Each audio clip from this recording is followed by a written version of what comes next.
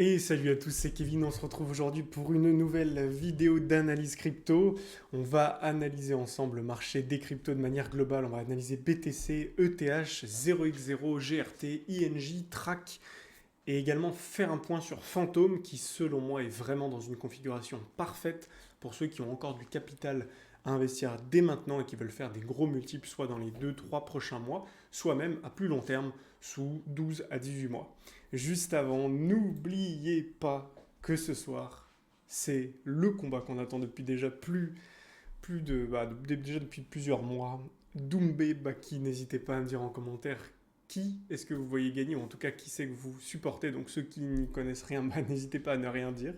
Et ceux qui sont en train de soutenir quelqu'un, bah, un des deux, n'hésitez pas à me dire ce que vous en pensez. Est-ce que vous êtes plus team Doumbé ou plus team Baki? Et on verra justement en commentaire ceux qui ressortent le plus.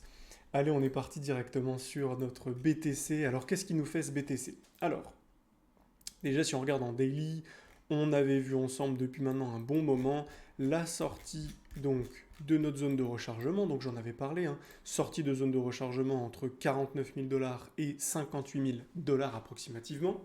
J'avais dit que tant qu'on était dans cette zone, à tout moment le prix pouvait réagir à la baisse. Et oui, forcément, quand on est dans une zone de rechargement, c'est une zone de prise de profit. Donc beaucoup de baleines ont pris des profits dans cette zone. Ça ne veut pas dire que le prix ne peut pas continuer de monter, mais en tout cas, c'est une zone de profit. Maintenant, lorsqu'on a la zone dans laquelle les baleines peuvent prendre des profits et qu'on s'extrait à la hausse de cette zone, ça veut dire qu'on a fini de prendre des profits et donc maintenant le prix va continuer d'accélérer à la hausse. C'est pourquoi lorsqu'on est sorti de cette zone à la hausse, j'ai ouvert un trade et en fait un investissement de continuité de tendance à partir des 57 000, 58 000 dollars pour avoir une continuité de tendance. Le trade ressemblait à quelque chose comme ça, de manière très simple. On avait une cassure, on mettait le stop juste en dessous ici. Et l'objectif était de prendre TP1, TP2, TP3. J'en ai déjà parlé dans une précédente vidéo, dans même deux vidéos, donc n'hésitez pas à regarder les vidéos précédentes si vous voulez en savoir plus sur tout ça. Maintenant que ça c'est fait, je regarde juste que le son enregistre bien assez fort, j'espère que la vidéo sera assez forte. Euh, du coup, maintenant que c'est fait, les prochains objectifs. Alors là, on a atteint vraiment nos trois objectifs. On est sorti, on a récupéré la liquidité qui était au-dessus des 69 120 dollars. Alors j'ai quand même l'impression qu'on n'est pas venu chercher complètement cette liquidité. On a fait une toute petite mèche au-dessus, mais vraiment quelque chose de très très faible. Je m'attends plutôt à ce qu'on fasse une mèche au-dessus largement, quelque chose comme ça, et qui vienne taper comme étant à plus de 69 000, 69, 70, 71, 72 peut-être. En tout cas, voilà, allez, on va dire quelque chose même comme ça. Globalement, d'aller chercher de la liquidité dans cette zone. Donc ici, qu'on aille chercher de la liquidité ici. Pour moi, on n'est pas encore allé chercher cette liquidité. Donc je vois vraiment les marchés continuer d'accélérer. Maintenant, pour autant, j'ai quand même l'impression que sur BTC, on va maintenant temporiser un petit peu. Soit on va ranger entre ces deux bandes, soit on va venir chercher la liquidité, mais je ne vois pas un marché accélérer fortement à la hausse dès maintenant. Pour autant, on voit que sur Ethereum, et ça va nous faire la transition, que sur Ethereum, c'est complètement l'inverse. C'est-à-dire qu'actuellement sur Ethereum, on est dans une phase d'accélération forte. On est dans notre zone de rechargement, donc actuellement, il n'y a pas grand-chose de plus à faire que de prendre des bénéfices. Mais si on s'extrait à la hausse des 4037 dollars, donc de la zone haute de cette zone de rechargement, donc au-dessus des 4060, 4030, globalement au-dessus des 4000 dollars, si on s'extrait de ça à la hausse, alors il faudra potentiellement trouver des trades de continuité de tendance, des trades haussiers pour aller chercher des prix plus hauts. Ce qui est très encourageant actuellement, c'est qu'on voit, et je vais me mettre en une heure pour voir ça, c'est qu'on voit qu'on avait dans cette zone de rechargement, qu'on est venu à l'intérieur, on a fait une structure haussière avec des creux, on est venu chasser tout le monde, on a chassé tous les stops, tous ces stops-là, on les a sortis. Derrière, grosse réaction et grosse réintégration haussière.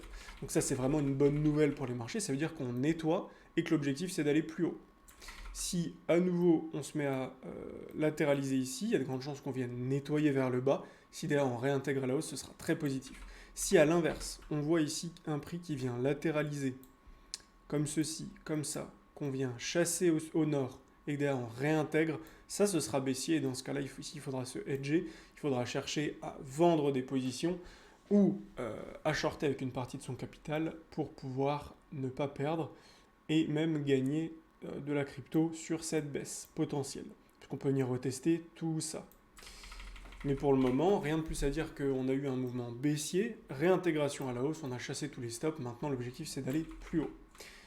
Donc voilà, maintenant on va temporiser sur Ethereum, tant qu'on ne s'extrait pas à la hausse de cette borne, on n'est pas dans un mouvement d'accélération parabolique, en tout cas de continuité. Si c'est le cas par contre, on pourrait rapidement aller voir les plus hauts qui sont aux alentours des 4800 $, voire plus haut. Et maintenant on va passer à ce qui nous intéresse fortement, ce sont les actifs qui pump. Comment détecter un actif qui pump? Eh bien, quand vous voyez quelque chose comme ça, je vous en avais parlé déjà depuis un bon moment, le 0x0. J'en ai parlé la première fois, on était aux alentours peut-être des 10 centimes à peu près, quelque chose comme ça, vers octobre-novembre 2023. On avait une phase d'accumulation, on est venu casser à la hausse, sachant que 0x0 est dans le momentum de l'IA. Les gens en fait se focalisent trop sur les on dit, les on entend, etc. Si vous entendez un projet qui potentiellement n'a pas grand chose derrière, ou la team qui est bancale, etc. Pour moi, ce qui est vraiment important, c'est est-ce que la tokenomics est bonne? Sur 0x0, la tokenomics est excellente. Est-ce que le market cap est faible? Le market cap est très faible. Est-ce que la crypto est présente sur beaucoup d'exchanges? Non, elle est présente sur très peu d'exchanges. Donc le jour où elle sera listée sur beaucoup d'exchanges, c'est une crypto qui pourra prendre énormément de valeur. Et enfin, dans quelle catégorie est cette crypto? Dans l'IA, est-ce que l'IA est à la mode? Fortement. Tous les actifs traditionnels qui sont liés à l'intelligence artificielle et aux nouvelles technologies sont en train d'exploser par rapport aux autres. Donc on est dans un marché qui est fortement porteur, et donc forcément 0x0 en profite. On a eu des moments d'achat ici, avec toute la cassure là, un autre moment d'achat ici sur les 10 centimes, on a eu une accélération haussière, on est venu retester tous ces points bas, ça a tenu, d'ailleurs on fait un gros W, un nouveau point d'achat aux alentours des 13 centimes sur 0x0 pour continuer d'accumuler juste ici. Et là, à nouveau, nouvelle cassure ici, où on vient casser les 19-20 centimes. Derrière, on fait un pullback parfait sur plusieurs bougies, plusieurs mèches. Tout est ravalé, tout est racheté. Et nouvelle accélération haussière. Donc là, on est vraiment en train d'accélérer sur 0x0. On le voit, de toute manière, on est vraiment dans un mouvement qui est en train de devenir parabolique. Là, sur cette phase-là, ça devient parabolique. Et donc, si dans les prochaines semaines, prochains mois, on a un mouvement accélérateur, typiquement sur jusqu'à avril-mai, on pourra avoir un 0x0 qui pourrait fortement accélérer. Actuellement, on est à peu près sur 250 millions de market cap, 250-300 millions de market cap, et donc on peut largement atteindre 1 milliard de market cap et donc faire facilement 1 x 5 sur ce type de token. Voilà globalement sur 0x0, quand on voit GRT également, GRT j'en avais parlé, on était dans ce range, je disais effectivement que si on avait une cassure du range, il fallait s'attendre à une accélération. Bon, on a eu un test, un rejet, derrière une accélération et une cassure du range, derrière accélération haussière. On a eu d'ailleurs, on voit ici, cassure du range, on vient retester ici la cassure en fait, puisque la cassure s'est faite par rapport à ce point haut juste ici, et on voit qu'on est venu retester avec cette mèche quasiment la cassure, et derrière explosion à la hausse, et on refait des plus hauts sur GRT, mais c'est pas déconnant en fait, c'est logique. Donc maintenant les prochaines zones sur GRT c'est quoi? La prochaine zone de profit, elle est ici. Ensuite, on a une zone de profit qui est... Alors, on en a une là, une ici. Par rapport au dernier mouvement, on peut prendre le point haut, le point bas, et on observe la zone de rechargement entre les 0,68 et les 0,786. Et sinon, il faudra s'attendre à des points beaucoup plus hauts encore. Pour l'instant, on n'y est pas. Voilà pour l'instant la zone principale que l'on peut observer. On peut également quand même prendre un Fibo point haut, point bas de tout le mouvement, et regardez que les 0,382 se retrouvent dans cette zone aux alentours des 1,13$. Et donc c'est une zone qui pourrait fortement nous intéresser pour prendre des profits, puisqu'on voit qu'on a quand même la zone de rechargement court terme, on a la zone des 1,10$ et des 1,33$, et donc globalement toute cette zone-là c'est une zone de profit, ce qui nous laisse encore à penser que sur GRT on a du momentum haussier pour les prochaines semaines, les prochains mois, entre 140 et 260-270% de hausse. Donc cherchez pas compliqué, cherchez des actifs comme ça et positionnez-vous si c'est ce que vous voulez. Ce ne sont pas des conseils en investissement, mais c'est simplement ma vision, ce que moi je vois actuellement. Ensuite INJ, INJ c'est différent. INJ, on avait vu la cassure ici, un gros canal, un gros range tout en bas ici, une accumulation, on s'extrait à la hausse, pullback, derrière accélération haussière. Bon là pour le coup on a tout cassé sur INJ, la première zone des 16$ a été explosée, la deuxième zone aux alentours des 40$, on est dedans. La prochaine zone, c'est aux alentours des 62 et des 86$. Donc si jamais on s'extrait à la hausse des 48$, ça redeviendra un dossier très très chaud dans lequel on pourra re-rentrer à nouveau sur INJ pour aller chercher du 48 jusqu'à 63 $. Donc ça, c'est vraiment de la continuité de tendance.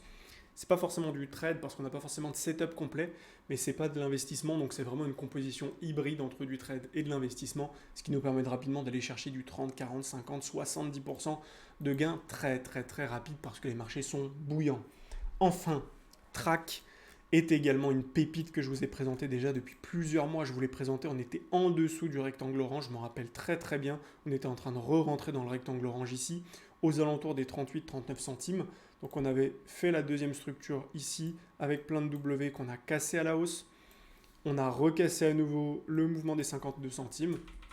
Donc maintenant, ceux qui pensent que c'est trop tard, en fait, je vais vous expliquer quelque chose de simple. Selon moi, on avait un gros signal d'achat ici et là. Le vrai signal était sur le deuxième mouvement baissier et le deuxième cassure des W ici aux alentours des 30 centimes. Le dernier mouvement, le dernier mouvement à casser, la dernière zone à casser, c'était les 52 centimes ici, qu'on a cassé. Le pullback parfait avec une grosse mèche qui vient chasser tout le monde. Derrière, on réintègre à l'os, ça c'est incroyable. Ça c'est parfait. Maintenant, le mouvement est haussier. Est-ce que c'est trop tard pour investir? Personnellement, je pense pas, puisque la tokenomics est très très bonne, le marché est très petit, enfin la crypto est encore très petite, je crois qu'on n'est même pas à 500 millions de market cap ou à peu près.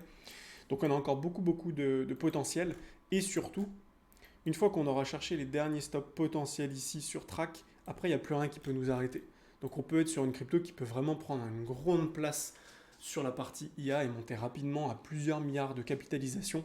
Donc pour moi, Track est vraiment un incontournable pour les prochaines, pour les prochains 8, 10, 12 mois.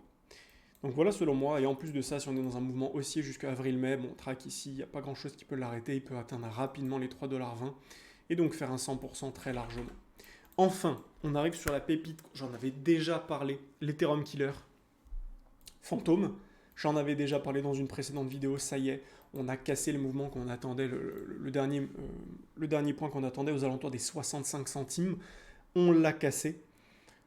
Et donc là maintenant, on peut avoir une accélération violente. Bien sûr, encore une fois, que si les mouvements se mettent, que si le marché de BTC, ETH et le marché des cryptos, de manière globale, corrige, on va avoir une correction sur Fantôme. Mais selon moi, vraiment, là, dans les prochains mois, si on a de l'accélération jusqu'à avril-mai, on peut avoir une accélération violente de Fantôme qui vient tout juste de casser son range. Pensez à Track qui a cassé son range ici. Regardez ce qu'il a fait derrière. Cassure du range, pullback certes, derrière explosion à la hausse. Et là derrière, vous avez par rapport à la cassure, vous avez quelque chose comme 130, 140, 150%. Et j'ai pas pris le bas. Si je prends vraiment le bas, tout pile la cassure, on est sur 180, 200% de hausse. Sur INJ, j'en parle même pas, c'est n'importe quoi. Quand on voit la cassure ici, derrière on a une explosion de 1200%. GRT, on a la cassure ici, juste là, on a juste fait 65%, mais on a un potentiel de 300%. 0x0, bon là c'est différent. Et on peut également prendre quelque chose comme Jasmine, dont j'en avais déjà parlé également.